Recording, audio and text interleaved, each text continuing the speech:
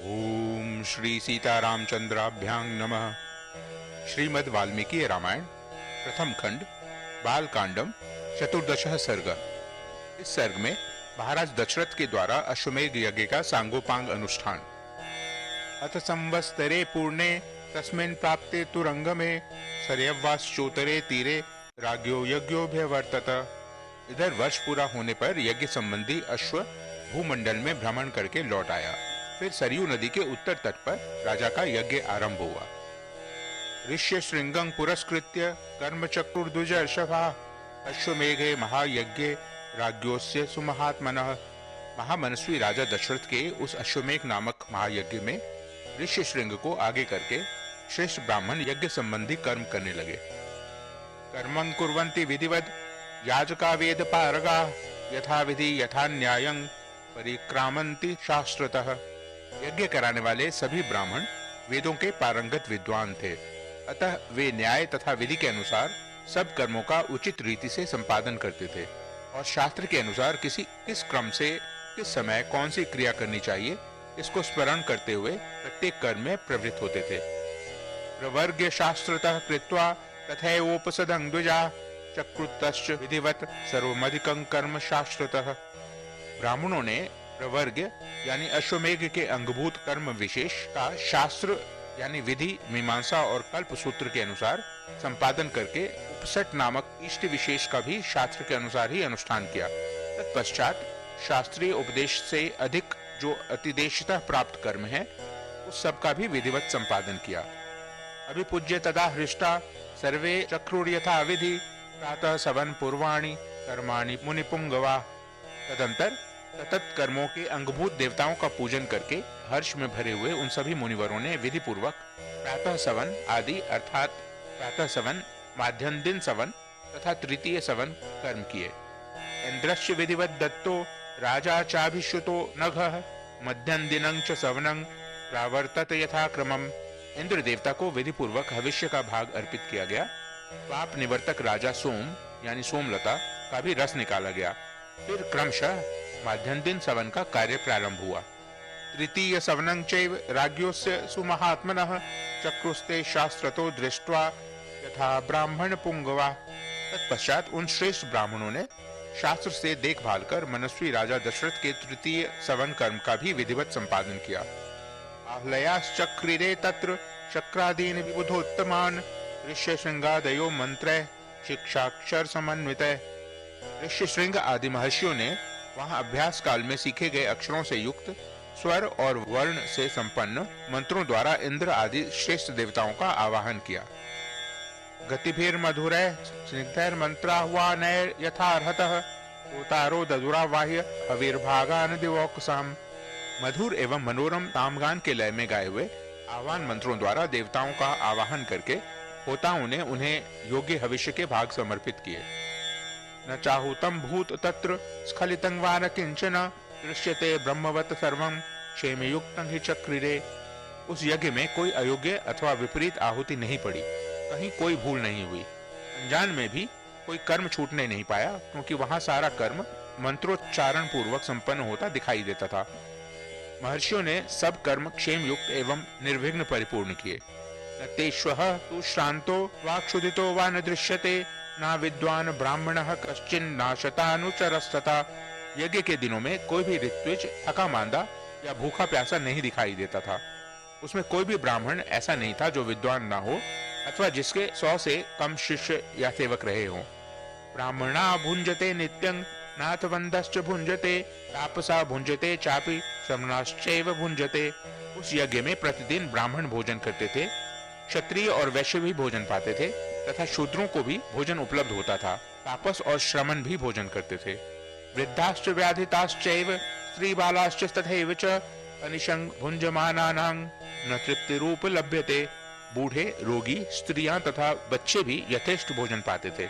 भोजन इतना स्वादिष्ट होता था कि निरंतर खाते रहने पर भी किसी का मन नहीं भरता था। दीयतां दीयता मन्नं वासांसि विविधानि च इति संचोदितास्तत्र तथा चक्रुर्नेकशः। अन्न दो, नाना प्रकार के वस्त्र दो। अधिकारियों की ऐसी आज्ञा पाकर कार्यकर्ता लोग बारंबार वैसा ही करते थे। अन्नकूटाश्च दृश्यन्ते बहवः पर्वतोपमा दिवसे दिवसे तत्र सिद्धस्य विधिवत तदा।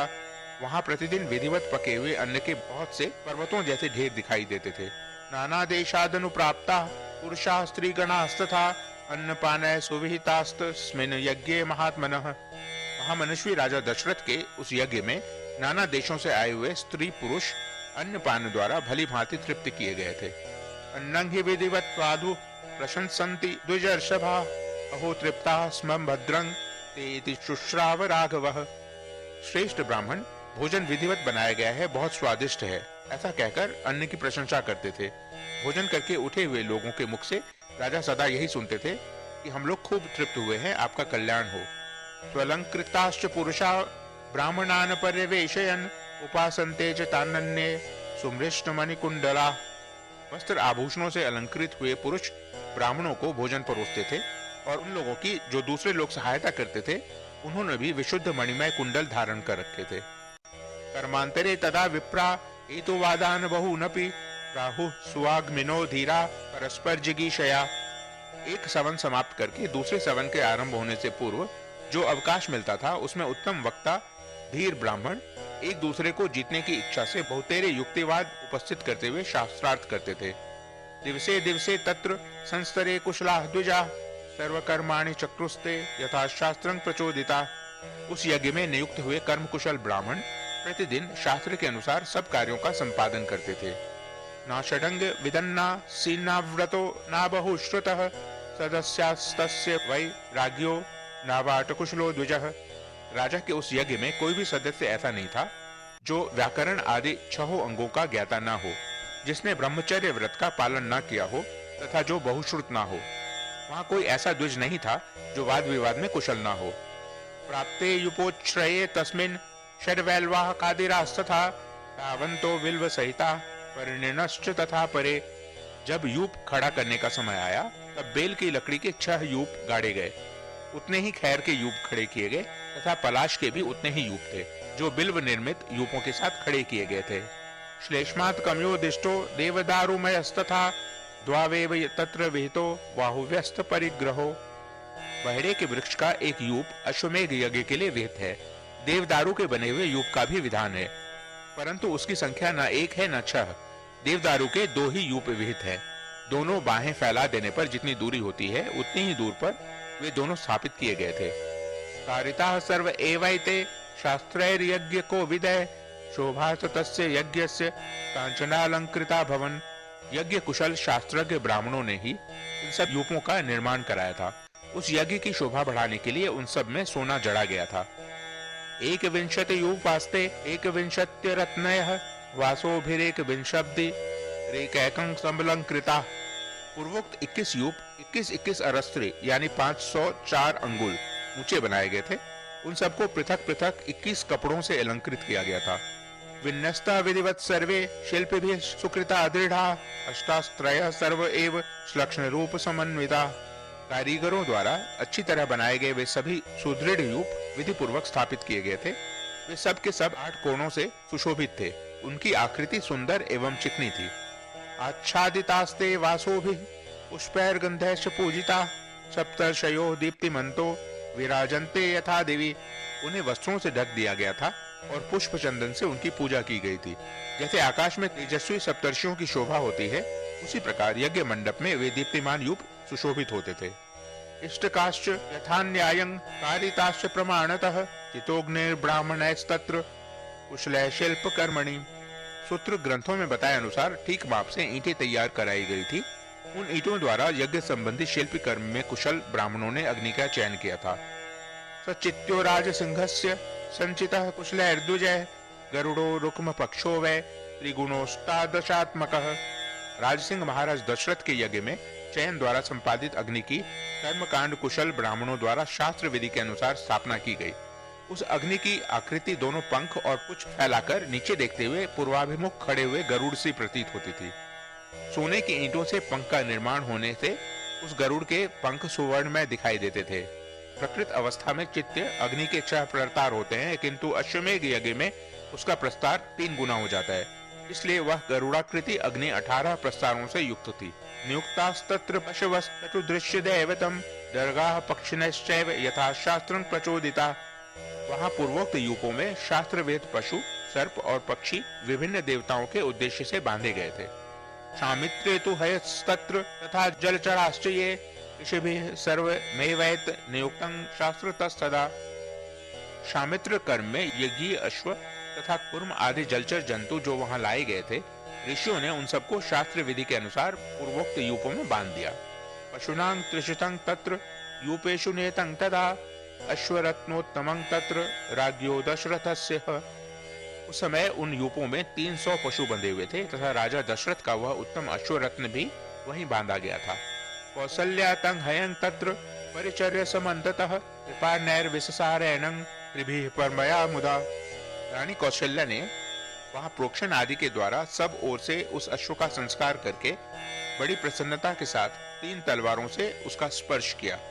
पतत्रिणा तदा सार सुस्थितेन च चेतसा अवसद रजनी मेकां कौसल्या धर्म काम्यया।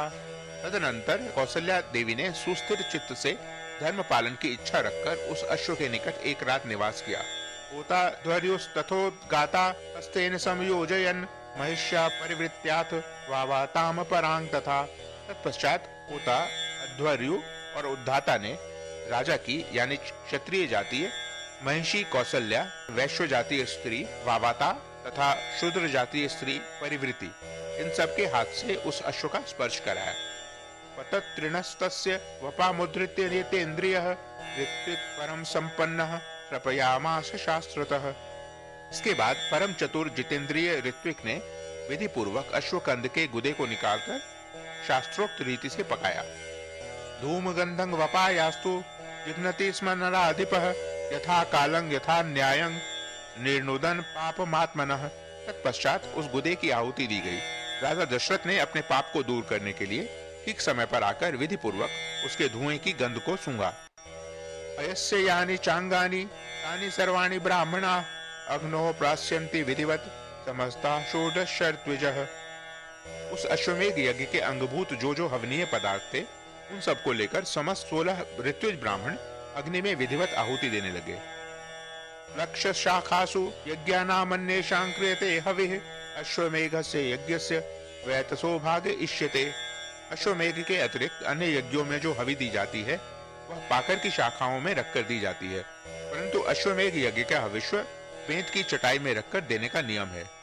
तह्योश्वमेघं संख्यातः कल्पसूत्रेण ब्राह्मणे चतुष्टो मम हस्तस्य प्रथमं परिकल्पितम् उक्तं द्वितीयं संख्यात मतिरात्रं तथोत्तरं कारितास्तत्र बहवो वेता शास्त्र दर्शनात्। कल्पसूत्र और ब्राह्मण ग्रंथों के द्वारा अश्वमेघ के 3 सवनीय दिन बताए गए हैं। उनमें से प्रथम दिन जो सवन होता है उसे चतुष्टोम यानी अग्निष्टोम कहा गया है। द्वितीय दिवस साध्य सवन को उक्त्य नाम दिया गया है तथा तीसरे दिन जिस सवन का अनुष्ठान होता है उसे अतिरात्र कहते हैं। उसमें शास्त्रीय दृष्टि से विहित बहुत से दूसरे क्रतु भी संपन्न किए गए। ज्योतिष्टो मायुषि चैव मतिरात्रो च निर्मितो अभिजिद्विश्वजिश्चैव माप्तोर्यामो महाक्रतुः। ज्योतिष्टोम आयुष्टोम यज्ञ, 2 बार अतिरात्र यज्ञ, 5वां अभिजीत, 6ठा विश्वजित, 7वें 8वें आप्तोर्याम, ये सब के सब महाक्रतु माने गए हैं जो अश्वमेघ के उत्तर काल में संपादित हुए। प्राचीन होत्रे ददो राजा दिशं स्वकुल वर्धनः अध्वर्यवे प्रतीचिंतु ब्रह्मणे दक्षिणांग दिशम। अपने कुल की वृद्धि करने वाले राजा दशरथ ने यज्ञ पूर्ण होने पर होता को दक्षिणा रूप में अयोध्या से पूर्व दिशा का सारा राज्य सौंप दिया। अध्वर्यु को पश्चिम दिशा तथा ब्रह्मा को दक्षिण दिशा का राज्य दे दिया। उद्गात्रे तु तथोदीचिं दक्षिणैषा विनिर्मिता अश्वमेघे महायज्ञे स्वयंभू विहिते पुरा। इसी तरह उद्धाता को उत्तर दिशा की सारी भूमि दे दी। पूर्व काल में भगवान ब्रह्मा जी ने जिसका अनुष्ठान किया था उस अश्वमेघ नामक महायज्ञ में ऐसी ही दक्षिणा का विधान किया गया है। क्रतुं समाप्य तु तदा न्यायतः पुरुषर्षभः ऋत्विग्भ्यो हि ददो राजा धरांतांकुल वर्धनः।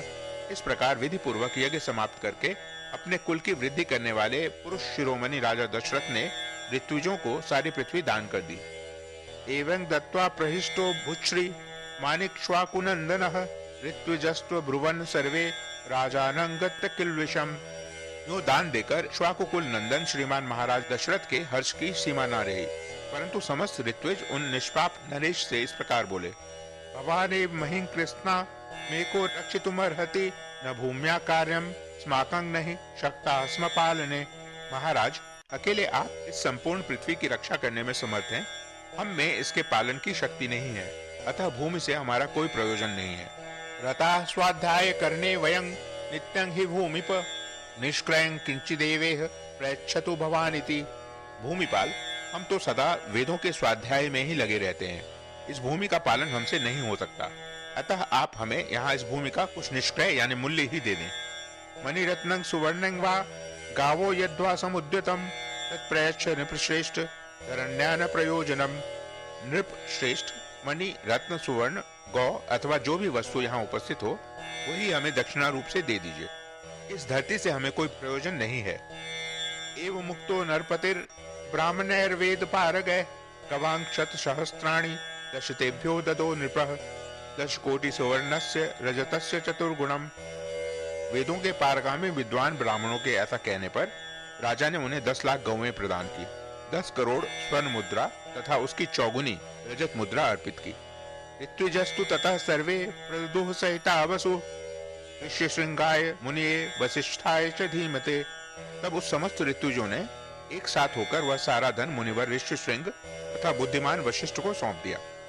ततस्ते न्यायतः कृत्वा प्रविभागं द्विज उत्तमा सुप्रीत मनसः सर्वे तत्चुर्मुदिता भृशम। तदंतर उन दोनों महर्षियों के सहयोग से उस धन का न्याय पूर्वक बंटवारा करके वे सभी श्रेष्ठ ब्राह्मण मन ही मन बड़े प्रसन्न हुए और बोले, महाराज, इस दक्षिणा से हम लोग बहुत संतुष्ट हैं। ततः प्रसर्प केभ्यस्तु हिरण्यं सुसमाहितः जाम्बुनदं कोटि संख्यं ब्राह्मणेभ्यो ददौ तदा। इसके बाद एकाग्र चित्त होकर राजा दशरथ ने अभ्यागत ब्राह्मणों को 1 करोड़ जाम्बुनद सुवर्ण की मुद्राएं बांटी। दरिद्राय द्विजायाथ हस्ताभरणमुत्तमं कस्मैचिद याचमानाय ददो राघव नंदनः। सारा धन दे देने के बाद जब कुछ नहीं बच रहा, तब एक दरिद्र ब्राह्मण ने आकर राजा से धन की याचना की। उस समय उन रघुकुल नंदन नरेश ने अपने हाथ का उत्तम आभूषण उतार कर दे दिया। ततः प्रीतेषु विधिवद द्विजेषु द्विजवत्सलः प्रणामं करोत तेषां हर्षव्याकुलितेन्द्रियः।